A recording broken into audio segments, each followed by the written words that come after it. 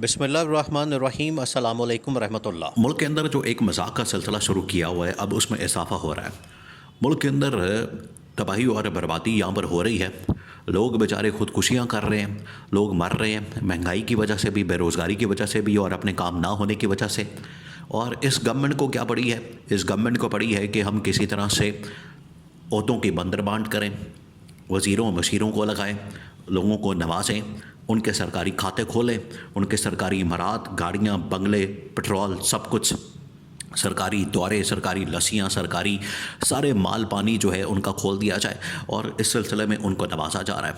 अब काम के नकाज के दुश्मन अनाज के, काम काज है कोई नहीं और सिर्फ लुटमारा करना है, हलवा मांडा खाना है, सरकारी दिहाड़ियाँ लगानी है, उस चक्कर के लिए यहाँ पर सारे बैठे हैं। पहले जो लोग बैठे हुए थे वो भी यही काम कर रहे हैं और मज़ीद लोगों को इजाफा कर दिया गया है, मज़ीद लोगों को काबीना के अंदर शामिल कर लिया गया है, मज़ीद लोगों को भर्ती कर लिया गया है और तकरीबन को 10 से 15 लोगों को मज़ीद डाल दिया गया है कैबिनेट के अंदर।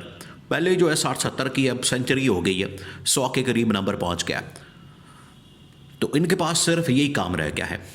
हुकूमत 1 साल की कारकर्दगी उसके ऊपर जांच पड़ताल करने के बजाय, आवाम के सामने कारकर्दगी रखने के बजाय, आवाम को बताने के बजाय कि हमने साल के अंदर किया क्या है, वो किया कराया कुछ नहीं, गिलास तोड़ा 12 अन्य, आपने किया क्या, ये बताने के बजाय साल बाद जो है इन्होंने 15-20 वज़ीर मशीर और ज़्यादा काबीना के अंदर शामिल कर लिया है।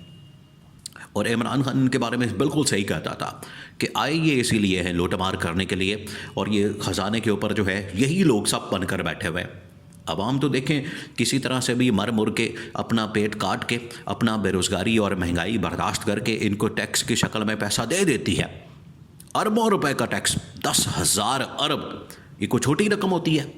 साल के अंदर इतना टैक्स इनके सिर्फ अल्लल्ले तल्लल्ले और याशियाँ पूरी करने के लिए देती है और ये वज़ीर मशीर आगे भर्ती किए जाते हैं, उनमें इजाफा किए जाते हैं।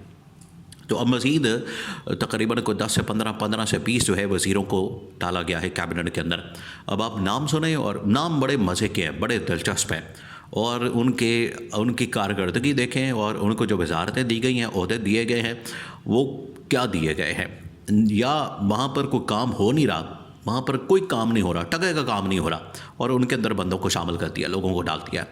उसमें हनीफ अब्बासी का नाम शामिल है, तारक फजल चौधरी का नाम शामिल है, उसके अंदर मुस्तफ़ा कमाल का नाम शामिल है, उसके अंदर शिजा फातिमा का नाम शामिल है, उसके अंदर अली परवेज़ मलिक का नाम शामिल है, उसके अंदर रज़ा हयात राज का नाम शामिल है और एक लंबी लिस्ट है इसी तरह से।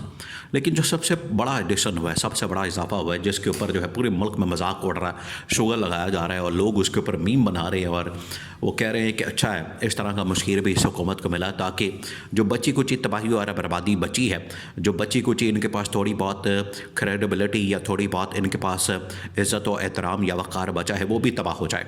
और वो किसका इजाफा किया गया?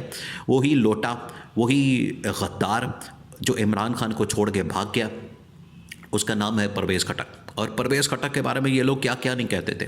राना सनावला उस कैबिनेट के अंदर बैठ गया, अच्छी बात है, उसका सामना करें, क्योंकि राना सनावला ये बातें करता था परवेज़ खटक को, उसके डांस के ऊपर, उसके सूटे लगाने के ऊपर, उसको कहता था कि तीली पलवान है, ये तीली पुआना है, पंजाबी के अंदर तीली पुआना है ये तीली पलवान जो है अब आ गया आपकी कैबिनेट के अंदर और एडवाइज़र उसको मुशीर लगा दिया गया, मुशीर बना दिया गया। अब पता नहीं उसने मुशीर बन के कौन से मशवरे देने, क्योंकि एडवाइज़र का मुशीर का काम तो होता है मशवरे देना, के मशवरे देने के लिए लगाया गया। अब कौन से ऐसे मशवरे, ये तो पता किया जाए हुकूमत से, शहबाज शरीफ से या कैबिनेट के अंदर बाकी लोगों से कि पहली मीटिंग होती है कैबिनेट मीटिंग, तो उसके अंदर इसके क्या मशवरे हैं या ज़ाती हैसियत में कौन से ऐसे मशवरे देता है, कौन से इसके पास गिदड़ सिंगी है, क्या ये मशवरे देता है शहबाज शरीफ को, तबाही और बर्बादी कैसे फेरनी है।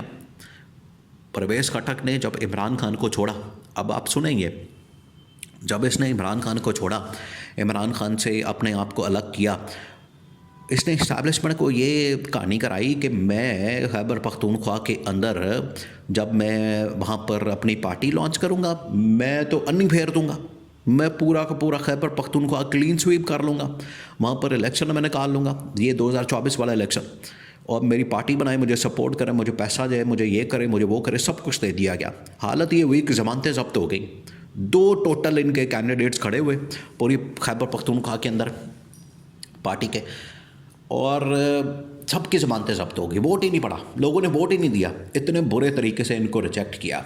और उस लिस्ट के अंदर उन दिनों में आपको पता है ये सारे लोग थे, अलीम खान, जहांगीर तरीन और ये परवेज़ खटक और जितने पीटीआई से अलग हुए थे वो सारे मारे गए, फंस गए।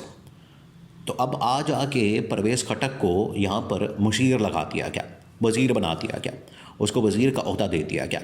तो उससे क्या निकलना, उसमें से क्या निकलेगा, या ये कौन सी ऐसी परफॉर्मेंस इसके पास है, कारकर्दगी इसके पास है जो दिखाएगा जिसकी वजह से बड़े बारे न्यारे होंगे, पाकिस्तान में बड़ी तरक्की और खुशहाली होगी, पाकिस्तान बड़ा आगे जाएगा। कौन सा इसके पास घोड़ा, कौन सा इसके पास जो है वो ऐसा राज है, कौन सी इसके पास ताकत है जो ये आके मुल्क जो है एकदम बदल देगा, मुल्क की हालात बदल देगा। तो सिर्फ पाकिस्तान के अंदर लूटमारा करने के लिए, हलवा मांडा खाने के लिए और पाकिस्तान में ये लूटमार करने के लिए सारे सामने आते हैं। इसके अलावा इसके अंदर कुछ नहीं होता। अभी इतनी बड़ी तादाद फ़ौज की, वज़ीरों मशीरों की फ़ौज की तादाद रख ली गई है, लेकिन इससे निकलना कुछ नहीं सिवाय लूटमारे के, हलवे मांडे के, दिहाड़ियों के और अपना कमीशन और ठेके और इस तरह की दिहाड़ियाँ लगाने, कमीशन खा लिए और ठेके बना लिए। इसके अलावा इसमें से कुछ नहीं निकलना। अब ये सारे आ तो गए हैं, अब 100 के करीब काबीना तो बन गई है, तो इनके काम भी तो बताएं। इनको तो चाहिए कि पिछले 1 साल की परफॉर्मेंस तो बताएं, पिछले 1 साल की कारकर्दगी तो बताएं कि उसके अंदर क्या है, आप लोगों ने क्या किया, कौन सा कारनामा सर अंजाम दिया, या आपकी जानिब से कौन से ऐसे तीर मारे गए 1 साल के अंदर। मुल्क के अंदर आपने क्या बेरोज़गारी ख़त्म कर दी है, महंगाई ख़त्म कर दी है, मुल्क के अंदर क्या किया सिवाय इसके कि पीटीआई के ख़िलाफ़ क्रैकडाउन, पीटीआई के ख़िलाफ़ पकड़ दकड़, पीटीआई के ख़िलाफ़ आपने पॉलिटिकल विक्टिमाइजेशन, इसके अलावा तो कुछ नहीं किया। इश्तिहारों की आड़ में आप अरबों रुपए दे रहे हैं, वो भी अवाम का पैसा। आप हालत चेक करें, अवाम के पैसों से, पैसा अवाम का है, इश्तिहार अपने, प्रमोशन अपनी, मार्केटिंग अपनी, शक्लें अपनी दिखा रहे हैं और लोगों को चला रहे हैं, उनके सामने ला रहे हैं, वो इनको मानने को तैयार नहीं, इनकी शक्लें देखने को तैयार नहीं। ख़ानदान दर ख़ानदान, नस्ल दर नस्ल जो है वो सिलसिला चल रहा है और लोग इनको अब सुनने को तैयार नहीं हैं। लोग कहते हैं कि इनकी शक्लें आती हैं, या तो हम चैनल चेंज कर देते हैं या फिर हम अखबार ही बिल्कुल साइड पर रख देते हैं। अखबार का तो खैर दौर ही नहीं रहा, पता नहीं कौन है जो अखबार के दौर में रह रहा है, जी रहा है, वो तो बंद कर देना चाहिए सिलसिला ही। लेकिन अब ये जो इश्तिहार दे रहे हैं, इश्तिहारों की मद में जो अरबों रुपया लगा रहे हैं और नवाज रहे हैं, उसका सिलसिला जारी हो सारी, नमाज़ने का सिलसिला जारी हो सारी, उसको नमाज, एनू नमाज, ओनू नमाज, एनू मेल, ओनू मेल, भाई ये लूटमारा चल रहा है। इसके अलावा मुल्क के अंदर कुछ नहीं हो रहा। लोग खुदकुशियाँ कर रहे हैं, अब हमले शुरू हो गए हैं। तो इनको होश के नाखून लेने चाहिए, जो आवाम के हकीकी मसाइल हैं उनकी तरफ तवज्जो देनी चाहिए, ना कि लूटमारे, हलवे मांडे और ये काबीना के अंदर वजारत व मशारत की बंदर बांट के ऊपर।